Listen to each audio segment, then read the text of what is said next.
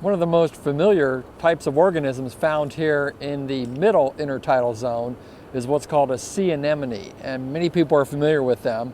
And we have many different examples right here that are very nicely exposed. So what they are, they look like a harmless flower, but they're not. They're actually a vicious, predatory, toxic animal. And some of these are partly open and part closed.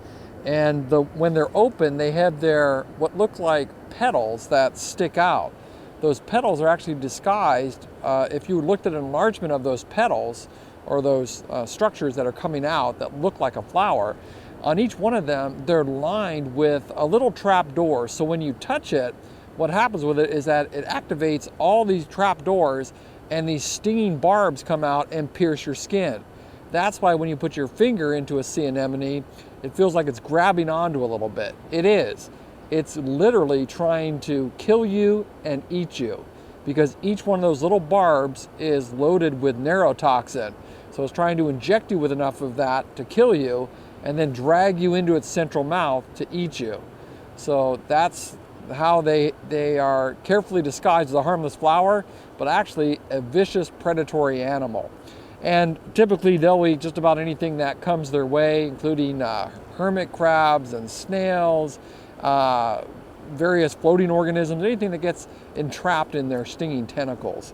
And you may notice these at the tide pools as well, because as you're walking along the tide pools, they're embedded in the rock, and sometimes when you step on them, they'll squirt out water as they contract their body. This one in particular is kind of half in and half out, and you can see I'm gonna touch it on the edges here, and it's actually holding on to my fingers just a little bit. You can kind of feel it actually doing that, but I'm trying to contract him back in there so we can see what he looks like when he's more contracted. So when he's contracted, if you notice, he's got shells and rocks that exist on the outside actually being put there and actually adhered to the outer surface. And what that's to help them with is for the times when the tide is out, then they're exposed to the sun and they tend to dry out. So by coating their outer surface with rocks and shells, it allows them to keep their moisture in and prevents them from drying out.